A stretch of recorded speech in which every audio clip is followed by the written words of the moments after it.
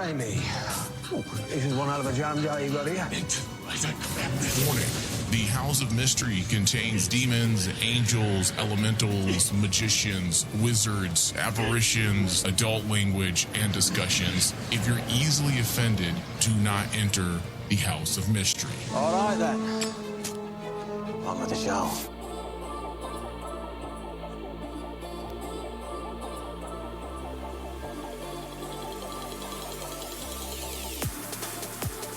All right, hello, welcome everyone to the House of Mystery, the John Constantine and Friends podcast. In this episode, we are all set to continue our Night Terrors coverage with a discussion on Night Terrors Zatanna, number 1 and 2.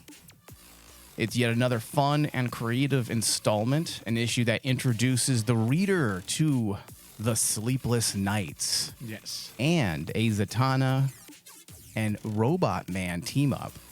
I am Michael Flores, your host, and with me is the demon bisexual butler.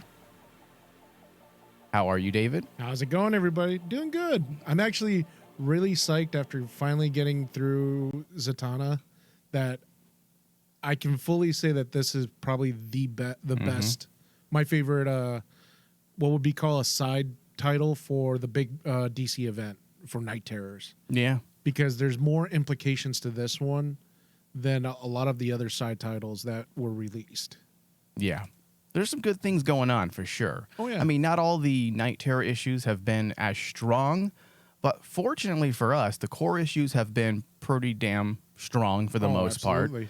part. Especially when you're speaking in the context of, mainstream titles like Night Terrors obviously is. Mm-hmm. And then, of course, Zatanna. When do we ever get anything Zatanna nowadays? So you can't complain.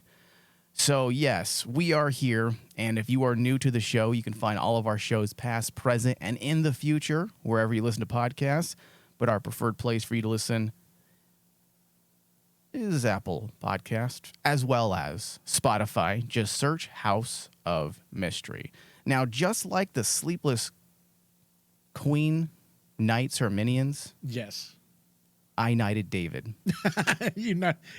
And that is when he became the bisexual butler. Exactly. I'm the knight of the bisexual. Maybe I shouldn't say I knighted, because how do you knight someone? You pierce them, right? Kind of. Yes. Yeah, maybe that's. What did you pierce me with? Yeah. Mike? You know what? Let me take that back.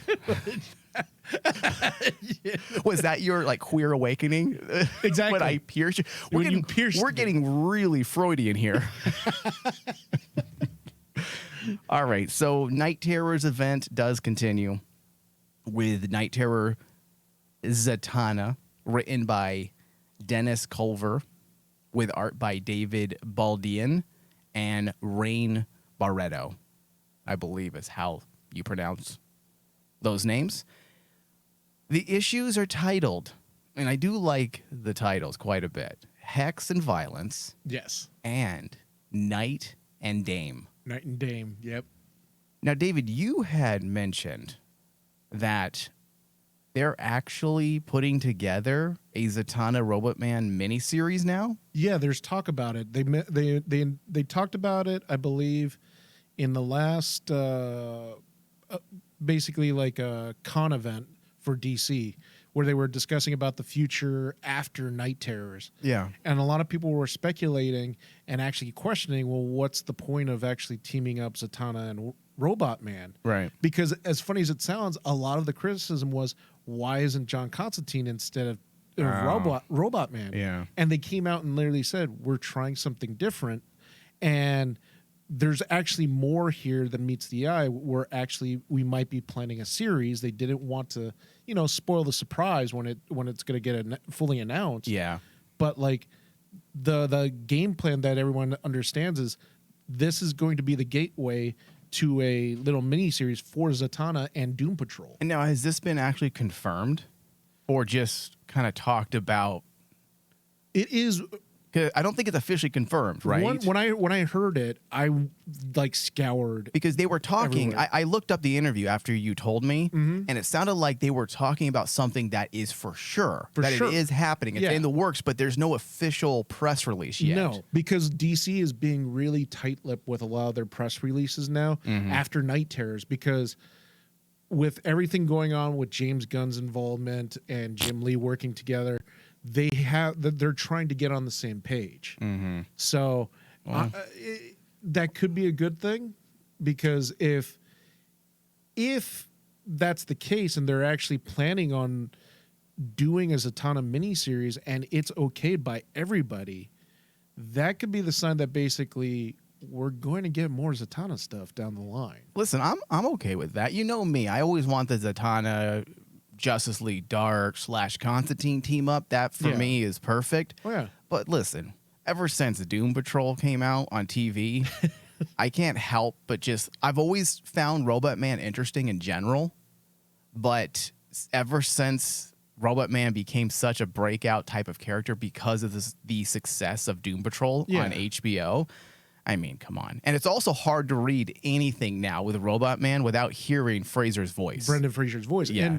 And someone actually pointed that out, is like, strangely enough, Robot Man in this particular issue is written more like the Robot Man we know from the TV series Right. than the actual comic. Okay, so the comic currently that's out, or that has been, I don't think there's is it currently, or is it just a miniseries? I believe it was a miniseries, right? No, it is current. Okay. It is current. It's The Doom actually Patrol written comic. by Dennis Culver. Yes. So the man that wrote this tie-in here, the Night Terrors tie-in that we're talking about today, actually writes the Doom Patrol series. So it makes sense. There has to be some strategy there, right? Like you don't just hire a writer who's running Doom Patrol and say, "All right, do something for us with a member of Doom Patrol." That's what that's what everyone is speculating, is because that's why this particular series or these particular issues right here with Zatanna are slightly more important if you're looking at the grand scheme For of me, like the bigger picture. the bigger picture Yeah. after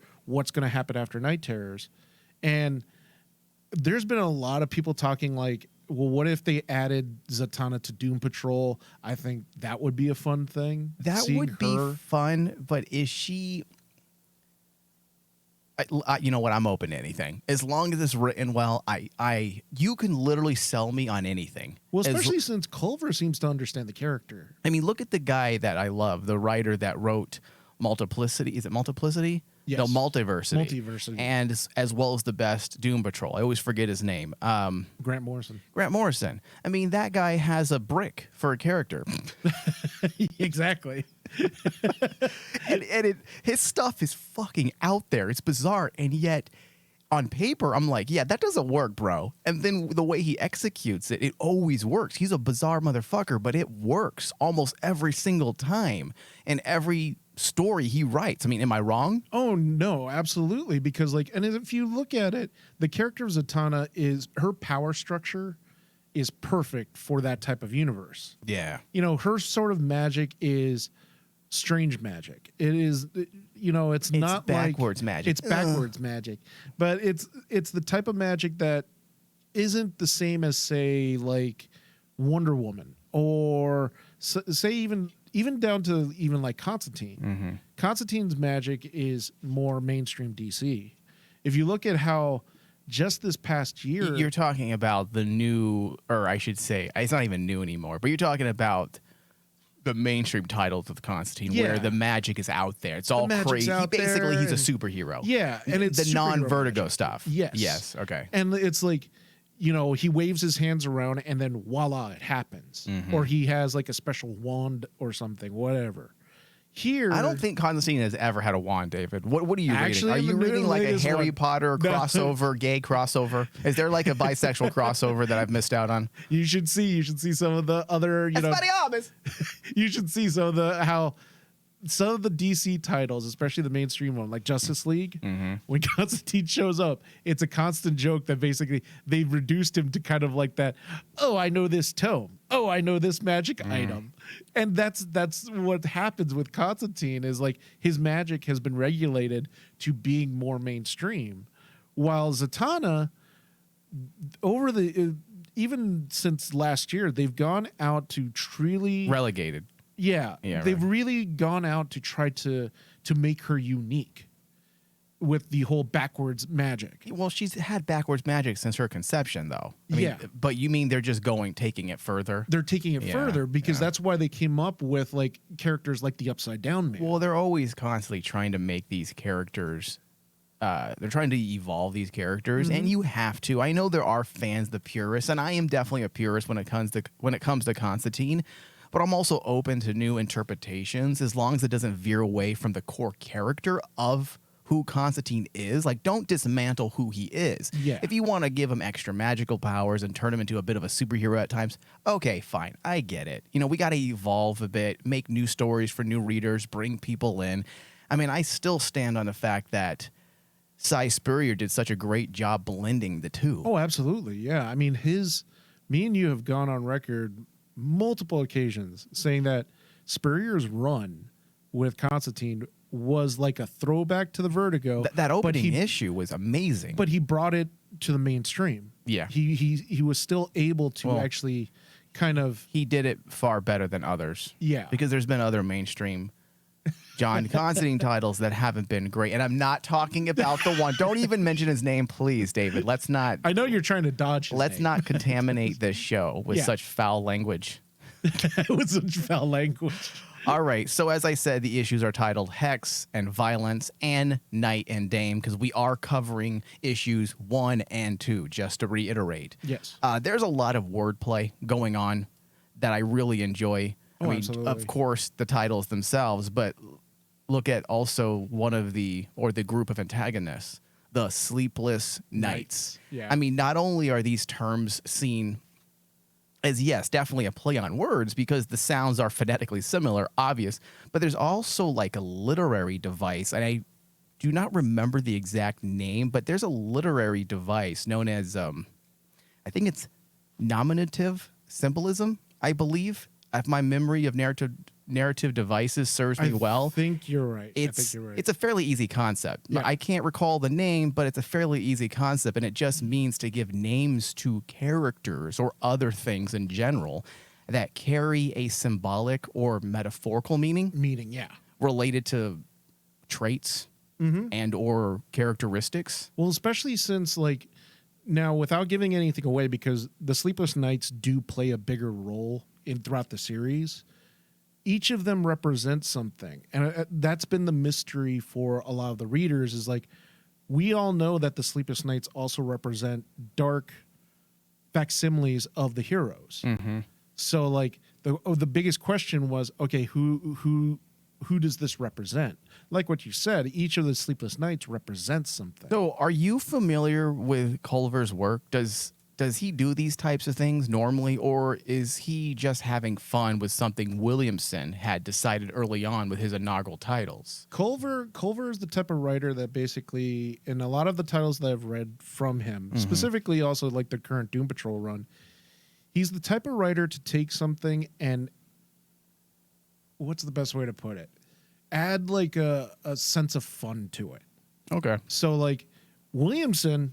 I don't like fun, David, so this means I probably would have... Williamson probably came up with the Sleepless Knights element, but Culver is the type of writer to take that and run with it. Okay. And the fact that he most likely has permission to do it runs like, I think that we'll probably see later on in the Night Terrors that Williamson will take stuff from Culver and basically throw it in there, especially with the importance of the Queen. Yeah. Is there anything online about how they governed this entire strategy in the way of writing? Like, was there a writing room, or were they just kind of trading notes via Zoom? I know from a fact from listening to interviews that a lot of the writers are communicating with each other very similarly to a writing room. Okay, that's good. Where it's kind of like Williamson's the head because he's the one that's writing the core issues. The core issue. Yeah. And like the other writers are basically saying, hey, this is what we're going to do in this title. This is what we're going to focus on. Is this okay with you? Who has veto power? Williamson, most likely. Okay. Because from the sound of it... I would be vetoing. Is it vetoing? Is that how you say it? Vetoing. I'd be vetoing everything. I'm like, that's terrible. That's terrible. Well, the best thing by far is like from a lot of the interviews I've been reading for Night Terrors, a lot of the writers are enjoying this. Of course, this is fun because they're being allowed to actually really dive deep into all the characters. Like one of the core elements that was being talked about what Night Terrors is supposed to be is we are allowed to actually see the darker elements inside of the psyche of some of these famous characters. Yeah. I was going to say heroes, but even the villains. Yeah. The villain stories have been really amazing because like they're not going, a lot of it are not going for that ultimate horror element. They're going for a psychological element to it. Yeah. Yeah. So Dave, what were your initial thoughts on these first 2 issues? Are you enjoying them? So, did you enjoy them? I should say. There's only 2. So did you enjoy them? I love the Zatanna one. I mean, I've already made.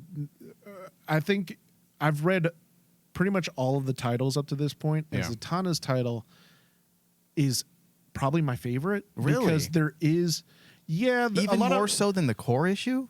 Because I personally think the core issues are way stronger. The core issues are really strong. Yes, I agree with you there. But when it comes to the possibilities, okay, I get and everything, and that to me is what really we do like that type of stuff. We like the possibilities, like when you can crack open that door. When you can crack open that door, we as readers can be like, okay, I can see where you guys could go with this in the future. Yeah, especially with the current trend in comics right now, where everyone is constantly saying we want to see one of the big 2 make a big splash or a big difference, not just making a huge, gigantic main event where a character of renown dies, but actually we don't want any turd splashes. We don't want to be splashed in the ass with a turd from the toilet. No. Yeah. We want to actually see some creative process with a lot of these characters, and that's been the driving force for Night Terrors, is because everyone's been saying they brought back a character that everyone forgot about in Deadman and put him center stage. Yeah, listen, not everyone. I never forget about Deadman. Me and you never. All we ever do is bitch and moan and complain about when and how are we ever going to get more of this. But like, the fact that they made him front and center, that's awesome. And they're taking all these other characters and kind of boosting them up. Like Zatanna and Robot Man. Let's face it, there's not many comics right now that are running with them. Doom Patrol's out there, but Robot Man is not center stage in Doom Patrol. Actually, what was the last really popular, successful event that Deadman was front and center? Was Kingdom Come? Kingdom Come. Kingdom Come. What was the one longest day or the longest night or the longest? I forgot what it was called, but there was another one I thought like late 2000s. Yes, the one with Green Lantern in it. I believe. Brightest Day. Yeah, there you go. Brightest Day. Because Brightest Day. Thank you, voice. Thank you. That one was critically successful. Oh yeah, and that had a lot of like the elements that we see in Night Terrors getting called back. Like, on the side, I love the fact that they called back the fact that Deadman had a relationship that everyone seemed to have forgotten about, which is with Dove. And when they made that callback, wait, what? Who, Deadman? Yeah. In the Night Terrors? Yeah, Night Terrors. Which are you going jumping ahead? Because I do not. I might be. I might be. I'm sorry. I'm just excited about this title. But that's the thing, is kind of like they're able to take like these characters that people have forgotten about. There's a lot of people that have forgot about like Deadman's exploits since Brightest Day, which is a shame because that series was good. Yeah, I do remember that, yeah. And the same thing was Zatanna and Robot Man. Robot Man, the thing I do hope that team up is a beginning of something ongoing. The thing I loved in this particular issue, especially in issue number 1 with Robot Man, in one panel, they went through his history of why is he important in Doom Patrol, and it's because of the people that he's lost. Right. And maybe it's because me and you have covered Doom Patrol the series, but when I saw that, I'm like going, man, Cliff is a character that I love because of how much trauma he's been through. Yeah. He- I do think the TV show has helped contextualize these characters a bit better. But think about this, Mike. In this issue, they covered 3 instances of Robot Man's trauma, his character bio, that we haven't seen yet in the TV show. We've hinted at it, but it hasn't got to that point yet. And it's like me as the fan, I'm like looking at this going, yeah, this is really cool that they're bringing back this history, this biohistory of like Robot Man's front and center, and really showing that Robot Man's a really complex dude. Cliff as a character. Oh yeah, all the Doom Patrol characters are very complex. And that's the thing is like you don't see that. We haven't seen that in comic form. In fact, and I In a know very this long might be time. blasphemous to a lot of fans out there, DC fans, and this is not me talking trash about all the other great teams out there, because there's some really great DC teams. Yeah. But I do feel like the Doom Patrol team is probably, as a group, probably the most complex group because of how every single one of those characters have been fleshed out over the years. Oh yeah, because like I honestly, And it's also, to be fair, it's also the nature of that series. They had years and years and years of the main publishing company really not giving a shit about it. Like, okay, you do whatever you want with these weird characters. We're not going to interfere. Whereas, of course, there's always going to be brass interfering with the big three. Oh, yeah. You know, the Trinity. because like the big 3 are kind of like no, you can't touch them. You can't do anything too traumatic. Oh, you can try them. to touch them. You could try to touch it, but you can't do anything too traumatic to their characters without basically number 1 angering the fan base. Yep. And number 2 hurting sales. In a lot of ways, Batman in particular has sales and plot armor. There's just certain things you will never be able to do that character truly. Oh, yeah. And in a lot of ways, that's why characters like Batman, Superman, and Wonder Woman are sometimes stale in comic books, because there's only so much you can do with them that would change their characters. And I understand that. I get it. You can't change Superman, really. But look what they did. What did they do with Superman recently? They gave the main Superman title, Over to John Kent. not Action Comics, but they gave the Superman title to Jonathan Kent, Yeah. because they needed to kind of revamp the image of Superman for a younger audience. Because with a character like Jonathan Kent, no one really gives a shit if you do things like make him bisexual, make him more liberally progressive, and do more trendy things with that character, because no one's going to complain, because he's a character that's, I know people are fans of this character, and I am too, but there's more leeway with a character like that as opposed to Clark Kent. Clark Kent. There's only so much you can do to a character like that. Well, think about it this way. The perfect example that I've actually shared with a couple of friends who are comic readers when we're discussing stuff like this in comics, Batman. Okay. Batman? Now, Batman, they can try to throw Batman upside down. The problem is, Well, bats they do have sleep to- upside down, so it works. They have to actually return Bruce to the status quo every single time. Yep. And a perfect example of this, Damian Wayne. Damian Wayne dies. Damian Wayne comes back. Next thing, Dick Grayson gets shot in the head, gets amnesia, but then gets his memory back. Nightwing returns. Alfred gets his neck broken by Bane. Well, he's still gone, isn't he? They're bringing him back. Oh. Well, at least they stuck to it for a long... How many years has he been gone? He could be gone for 4 years now? He's been dead? He's been gone for 3. That's a 3 lot. years. That's 3 years longer than I expected it to last. But they're already talking about bringing back Alfred because Alfred's such an important character to Damian.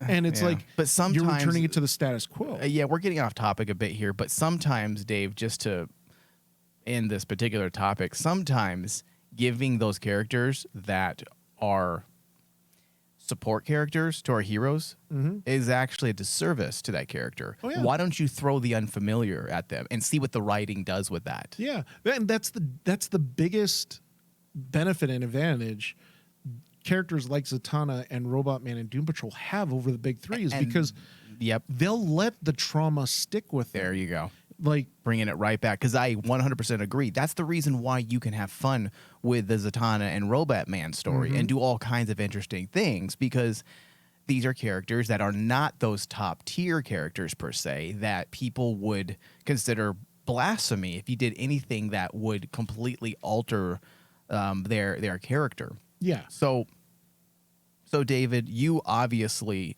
loved the opening, or I should say the 2 Zatanna issues, correct? Oh, absolutely, yeah. Okay, so I enjoyed it quite a bit. I didn't feel like these issues were as strong as the core issues we've covered so far, but that doesn't mean they aren't effective in their own intent. Yeah. The issues are far more superficial than the previous issues we've covered, but there are interesting components. For instance, the use of imagery is probably the most intriguing aspect of the 2 Zatanna and Robot Man issues. For example, the establishing or wide shots that capture this idea that Zatanna is lost, which was designed to have dual meanings, you know, because you can also say, is it trying to say she's lost, or is it possibly saying she's insignificant?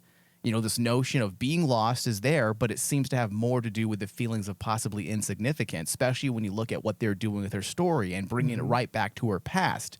So, yeah, the images were designed to make Zatanna look diminished, I guess you can say, a strategy that gives like this daunting impression of insignificance, almost like she's in way over her head. But as I said, all of this was conveying not just a sense of the immediate, but it was also commenting on her life as a whole. And that's ultimately what made these 2 issues strong, was because it goes right back. And I know we were talking just a moment ago, I'm not trying to contradict myself here. We were just talking about doing something new and fresh with characters, but there's always going to be their origins that you do need to do callbacks to at times, because that's their foundation. That's their framework. And when Culver went right back to the issues that she has with her father's death, and then you take into account the imagery that was used, you know, the shots of the maze underneath the Hall of Justice was utterly fantastic looking. It just looked so great, and it actually helped frame this idea that they were trying to convey about her father, and possibly this idea of guilt. Is that what it is? Like the guilt that permeated the narrative? I want to say particularly in issue 2. I think because you had those words by Zatanna, you know, magic always has a price. Yes. You just never seem to be the one that pays it. Yeah. And I think the thing is, I like that you pointed out that there is, just to add to your point about Zatanna feeling insignificant, when you think about how the story starts, her job, the only thing that basically is important to her is the protection of Wonder Woman and her friend Detective Chimp.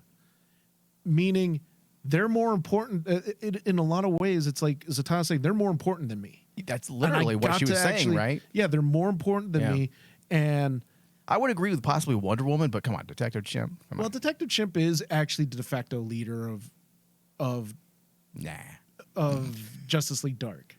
You have to agree. He's the brains of the operation. Yeah, I is like the him. brains. I do like Detective Chimp, but like, he is the real greatest detective of all time. Especially take that, Batman. Oh yeah, but especially with Wonder Woman, the fact that basically she gets immediately put on this pedestal that is above Zatanna, and Zatanna's like telling Cliff, "No, we have to protect her. We can't allow her body to be fall to the knights." Mm-hmm. And they immediately run into the maze just to protect Wonder Woman. Yeah.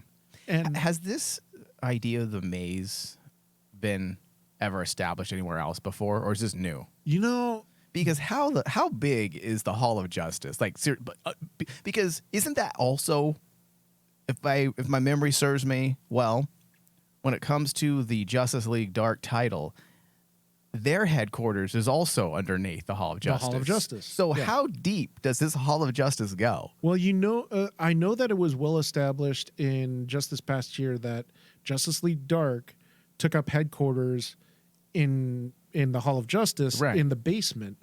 And basically what they ended up doing was like opening is essentially like planes of existence underneath. That's kind of what I got from what they were saying in this issue. Yeah, and basically they made it kind of like a sanctuary for all magic people. That's pretty cool. But dude, what about the Oblivion Bar? That's the ultimate sanctuary right there. No, the Oblivion Bar got obliterated. Remember, in like I think this was actually a year ago now with the Batman title that. I don't recognize that. I even forgot it now because it would, unfortunately to me it's I know forgettable. what you're talking about. Yeah. But yeah, the Oblivion Bar was forgettable. destroyed in that series. How hard is it to make a fake bar again? Come on, just do some magic and poof, you got a bar with a bunch of hottie witches walking around again. But look, you get an upgrade with you get to be in the basement of the Hall of Justice. A bar with a bunch of hot people walking around, or a stinky, stuffy basement with a skeleton of a dinosaur at the bottom and a fucking limitless maze. You know, Zatanna's happy. Well, if Zatanna's there, then I will also be happy. Think about it. You get some hotties down there. You got Zatanna. One. You got. You do. Yeah. Well, no, she's dead. Jesus. All right. So, David, moving on. I'm not entirely sure who designed the Sleepless Nights. Possibly Williamson, I'm assuming. I think so, yeah. I totally dig their look. And this idea of being knighted by the queen, that's actually pretty cool. Oh, it is. I like that symbolism because, like, depending on who the queen is. Do we know yet, Dave? We not yet. So even as far as you have read, we still don't know. We still don't know. Because, what about the other Sleepless Nights? The other Sleepless Nights, we know that they've all shown up. I know, but do we know who they are? They're supposed to be. There are little hints. Yes, they're supposed to be reflections of certain heroes. Oh, see, I thought they were all actual heroes that have been already turned. They were knighted. Some of them. Okay. Some of them, but like the others are basically, like there's others that have been brought out of their nightmares, so to speak. Don't get too much into spoilers just because I know there are listeners that were trying to follow along with our show. And it's very easily to get confused. Yeah. Okay. So the issues as far as it... I'm losing my mic. Hold on a second. When it gets to be 120 degrees in the desert here, the studio starts to... get a little swampy. Yeah, and the wiring acts up. It's just too hot. Yeah. So the issues as far as it comes to writing and overall plot progression, they do fall victim to the same things that many of these tie-in event series do, meaning that the core issue is typically stronger because they are not beholden to anything other than the immediate progression of the story. Yes. Whereas with the tie-ins, it is difficult. So I'm not shaming anyone. It's difficult. They're oftentimes static, progressively speaking, because there's only so much resolve and forward momentum one can do in issues that are being written in a relatively small sandbox, because you're writing in a sandbox, and within that sandbox you're given your own little space that's also a sandbox. That's how these tie-in crossover events work. So there's only so much Culver can do based on what Williamson is doing. Yeah. So I understand that it's the natural, give take a bit. However, I will say that these tie-in issues are playing within that smaller sandbox way better than most event series, because oftentimes, David, I just ignore the tie-ins because they just feel like billboards, like advertisements. Hey guys, read this. I'm like, well, let's see what the story is. And it's nothing but callbacks. There's almost zero character development. There's no story progression. So I've kind of just been overall disillusioned with crossovers for the most part, unless it's the core issue. And fortunately, I haven't read all of them. I know you are reading all these tie-ins. I have only told myself, because there's just too much reading to do, and I'm so behind in other reading, that I told myself I'm reading all the Magic-eccentric tie-ins and then, of course, the core issues. And everything I've read so far, nothing sucks. Yeah. Nothing sucks. No. Have you read any tie-in issues whatsoever that were kind of meh? Kind of meh? I would have to say there was... I think it's the one tie-in that deals with, the Kids Academy in DC. The Kids Academy? Yeah, there's a certain one that deals with the school of superhero kids that... I read the first two, read the 2 issues, and I couldn't get into it. I think if you're a fan of that series, I don't even know what that would. is. I've never even heard of that. Kids Academy? Yeah, I can't remember what the title was. But overall, with all of the titles, the thing that I really do like is like I do feel like there is a tight cohesion, like you said, is like Yeah. where all the writers are given this theme that they have to run with their title, which is, if you read all the titles, the whole thing is look at the character that you're assigned, look at their traumas, and make that the story. Make that their worst nightmare, which is something that basically I think, you know, DC tried to do in the big Batman event, where they tried to say, let's show everyone's nightmares in the multiverse. And it kind of fell flat because everyone's nightmare was a darker version of Batman. Nothing is that. Well, maybe there are some things out there, but for me, ever since I read Forever Evil Blight, that crossover storyline that came out in 2013, 2014, that was the Justice League Dark connection, or their story. Yeah. I mean, that was one of the worst crossovers I've ever read. It was so disappointing. It was so generic. It was so naive. It was so immature that I actually felt embarrassed when I was reading it. And that's and since then, which was 10 years ago roughly now, I've been so careful whenever I tried or attempt to read a crossover event. And that's the thing that everyone prior to Knight's Terror coming out was saying, was like, oh my God, the side titles are going to be horrible. But because Forever Evil Blight was a side title, right? Yeah. But it was like, it had nothing to do with like Forever Evil. And it was just so boring because there was no substance behind it. And a lot of people have been saying with the Night Terrors, the interesting by far that every single writer has done is, if you even like the writer who tackled the Joker, everyone was like going, why are they doing a Joker title? For what now? For Night Terrors. Oh yeah. And the writer that who makes tackled, sense though, right? I mean, come on. But the thing that was really unique was he took the nightmare of the Joker and basically said, no, this is about Joker's psyche. This is what psychologically is his nightmare. Isn't he good or something? No, Doesn't he live like a normal life? His nightmare was basically living a normal life and a life without Batman. See, that's clever. And I like that. The thing is like Joker finding out that basically living a boring life is his nightmare. Just like Harley Quinn's is living in suburbia. Living in suburbia. That's good. See, that's interesting. And that's stuff. interesting because you're seeing that element. And then it's like every single time I read, I was expecting them to go very generic with the character. But man, they've really tried to make this more interesting and have more, like what I said earlier, more substance. And that's why, David, ultimately, when you look at, the Zatanna and Robot Man story here, you can't help but smile when you're reading it. It doesn't feel insulting. You do get the sense that it's more superficial and fun. It's designed for, the popcorn readers, I guess you can call them, or the mainstream readers. But it's not insultingly awful. It's actually fun. It's insightful because there are some interesting moments where you dissect some of those layers for both Robot Man and Zatanna. Issue 1 for me was far stronger. It picked up where First Blood left off. It set the groundwork for the story in a really quick fashion and moved along at a fairly brisk pace. Issue 2, though, it had more, even though it had more intimate moments for Zatanna, it meandered a lot. The first 5 pages, David, you can count, because I know you have the issue in front of you, probably, I think, in digital format there.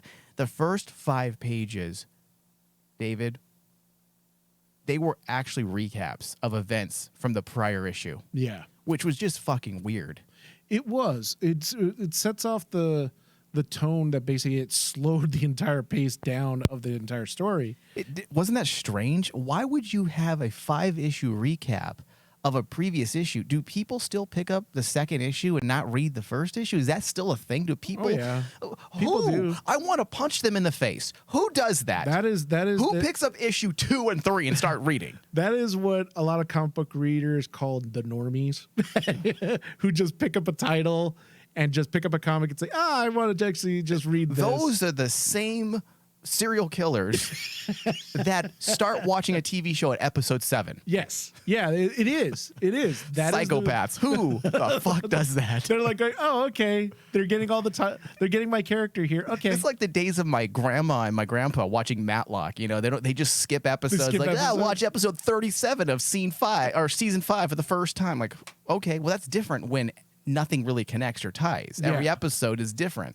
You know, standalone stories.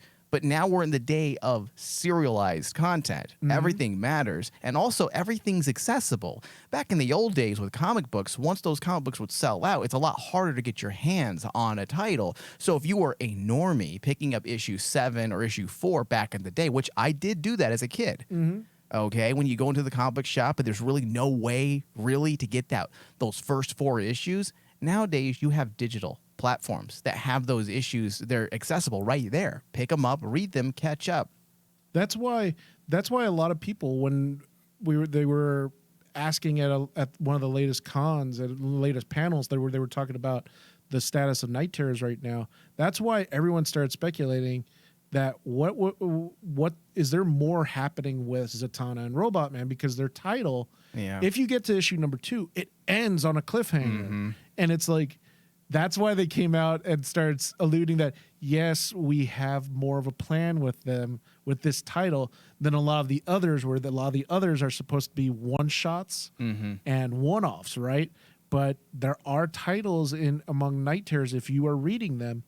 And I think that's what really surprised me, is when you take a step back and actually start dissecting everything that's happening, then you start actually seeing, okay, this title is actually important for the grander scheme of things. And that's why I said there's intent. Even though these issues are not as strong as the first 2 core issues that we covered, you can tell there's intent. It isn't just simply a snazzy looking billboard to sell the next comic issue, or to sell this idea of, massive event crossover issues that you must buy. You must read all of them.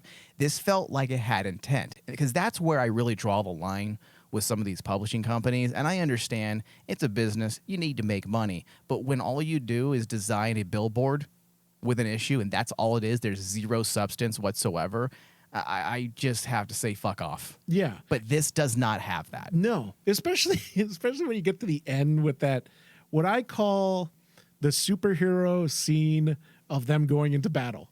Yeah, it's good. It's fun. It's almost like Avengers Endgame, when the portal opens and then they step out or step into the portal.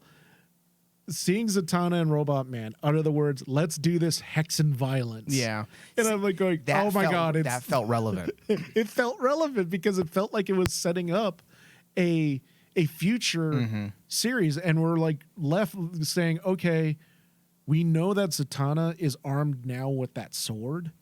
Yeah, that's pretty dope. Yeah. And Robot Man is basically her, I don't want to say her sidekick, but basically there's an importance now because he was one of the first ones to actually come back from being knighted. That makes them more relevant to the story now.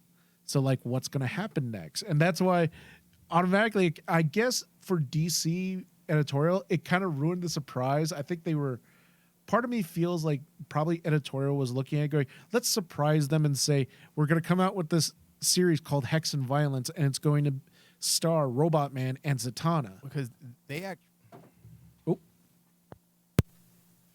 actually initially shared this at Comic-Con, right? Yes. Yeah. And then it was reluctant because it seemed like they wanted to make it a surprise down the line, because they have to wait till Night Terrors is done. Do people not know the definition of surprise? When they announced it, that's still a surprise. But Mike, nowadays, doesn't matter when you announce it, it's still a surprise. It's still a surprise, but nowadays it's kind of like it's hard to actually get fans excited because everything wants it now. And also we're all jaded and cynical as fuck. All fans are like Veruca Salt. They want this now. They don't want to wait. They don't want them to say, "Oh yeah, we're going to come out with a series called Hex and Violence, and it's starring Zatanna and Robot Man." Then the fans start yelling, "We want it now, Daddy! Yeah. I want the pony. I want the pony! Yeah. I want the little man!" Okay, David. So let's see. Night Terror Zatanna, number 1 and 2. So issue 1 gets a 79% from me. Issue 2 gets a 76, and that makes a total of a 78% for the issues combined. I'm close to your title. I'm close to your number. Okay. With issue number 1, I went to a 83, and then with issue number 2, I went to a. Let me bring it over here. Yeah, I went to a 79. And that's not saying that they was bad. No. I just think that basically, just like what you said, you see a dip because like it's almost like it meanders for the first half of the comic, and then you get to the point. Yeah, that seemed weird. That's a very weird thing for him to recap with 5 fucking pages. Because I think when he got to the second issue, I think Culver was like going, well, shit, I have to set this up for Williamson because Williamson and them are going to continue this on to their secret Zatanna project. And I can't just end the story. I'm going to have to continue. I'm going to have to like try to pull more time than I need. Yeah. So like that's where it's interesting because for me, that's example of also like what we mentioned earlier, the writers are talking to each other. And some writers are having to make sacrifices with their title so that the other writers can actually fill in the gaps or maybe touch on their story and connect the dots. Yeah, that makes sense. So let's see here, Dave. From the comic book roundup site, they're actually rating this a little bit higher than us. That's very different. Usually we're saying, what's wrong with you? It's seeing a spike because a lot of people are excited about the possibilities of this duo. Yeah, so overall, Which comic book critics are giving these titles an 8.5. yeah. Issue 1 does, it looks like it is getting a higher score. 8.6 is the average for issue 1, and the average for issue 2 is 8.4. Which I know, on a side note, Mike, I know it hurts our soul to say that Zatanna and Robot Man, everyone's getting excited, but that means our boy John is going to be forgotten about for a little bit, and no one's going to say anything about Constantine in an issue of DC. David, you know, when you're constantly beaten as a child and, you know, just forgotten, and you given no love, abandoned, forgotten, you know, to be picked up, forgot to be picked up at school. Is that even proper English? I don't think so. Listen, you get used to it. And at this point, David, I'm used to it. I'm used to being abused and not being given what I want. Although, on a side note for the Constantine side of things, it is interesting. Someone pointed out that basically we haven't seen Constantine, but in a lot of issues, they went out and basically kept mentioning his band, which is Mucous Membrane. Someone pointed this out. It was actually a fun article I read about, But and I where, verified though? it. Superman title, Mucous Membrane's on a world tour. Oh. Batman, Mucous Membrane is in Gotham. When did this take place? Oh, it's been, I forgot the list that he put, but it was basically throughout. Oh, it's like ongoing? It's ongoing. Oh. That Mucous Membrane's like So they're on not a tour. so they're not giving us Constantine, but they're fucking with us. Yeah, they're fucking. Everyone's fucking with us because they're like, oh, you know why John's not around? Well, he's with Mucous Membrane doing a world tour. Yeah, for his okay. punk band. Because there's no teleportation or anything like that exists in the world of DC. He's out of the zip code, so sorry. And I know that basically I knew mentioning that to you, you would want to go out and strangle someone because that's Why do you always have to like bring up negativity and things are going to get me angry right before we close out the show so I can go on for another 25 fucking minute rant? Mike, John Constantine's happy because you know his band is doing well on the music charts. Okay. All right. On that note, I'm going to wrap this show. Thank you, everyone, for listening. If you're new to our show, you can find us on iTunes and Spotify. Be sure to leave us a review as well as a 5-star rating. We need it, and I will love you for it. Thank you.